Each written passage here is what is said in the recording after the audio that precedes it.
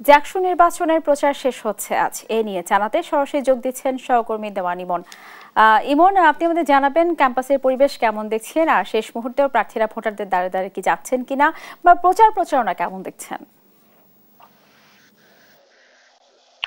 স্নেহা, আজকে জাহাঙ্গীরনগর বিশ্ববিদ্যালয় কেন্দ্রীয় শিক্ষার্থী ও হল সংসদ নির্বাচনের যে প্রচারণা সেটি মধ্যরাতে গিয়ে শেষ হচ্ছে। আমরা দেখতে পাচ্ছি যে যেহেতু আজকে শেষ দিন, তাই সকাল থেকেই কিন্তু যারা প্রার্থী রয়েছেন তারা কিন্তু ভোটারদের দ্বারে দ্বারে গিয়ে ছুটে যাচ্ছেন এবং ভোট প্রার্থনা করছেন। সকাল থেকে বিভিন্ন যে 7টি প্যানেল রয়েছে সেই প্যানেলগুলো কিন্তু তারা কিন্তু ভাগ হয়ে হয়ে কিন্তু তারা আমরা দেখেছি যে বিভিন্ন স্থানে যে সমস্ত জায়গাগুলোতে শিক্ষার্থীদের জমায়েত বেশি হয় সেই সমস্ত জায়গাগুলোতে কিন্তু তারা ছুটে যাচ্ছেন। পাশাপাশি কিন্তু গতকালকে নির্বাচন কমিশন যারা রয়েছেন তারা কিন্তু আরো একটা জিনিস বাধ্যতামূলক করে কিন্তু তারা একটি বিজ্ঞপ্তি প্রকাশ করেছেন, সেটি হচ্ছে যে ডোপ টেস্ট করতে হবে যারা প্রার্থী রয়েছেন প্রত্যেককে। এবং সেই কার্যক্রমটি কিন্তু আজকে সকাল 9:30 থেকে শুরু হয়েছে। আমি এখন যে জায়গাটিতে রয়েছি এটি জাহাঙ্গীরনগর বিশ্ববিদ্যালয়ের যে চিকিৎসা কেন্দ্র, এখানেই সকাল থেকে কিন্তু যে ডোপ টেস্টের যে বিষয়গুলো সেগুলো শুরু হয়েছে।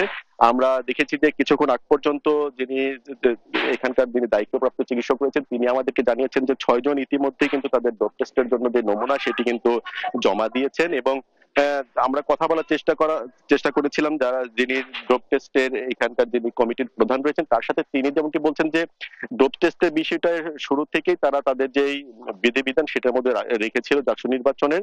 তবে সেটি ছিল যে কারো বিরুদ্ধে কোনো সুনির্দিষ্ট অভিযোগ থাকলে সেটি, তবে পরবর্তীতে একজন প্রার্থী যখন এটি নিয়ে অনশন করে তারপরে কিন্তু এই সিদ্ধান্তটি আসে যে সকলকে বাধ্যতামূলক কিন্তু ডোপ টেস্টের আওতায় আনা হবে।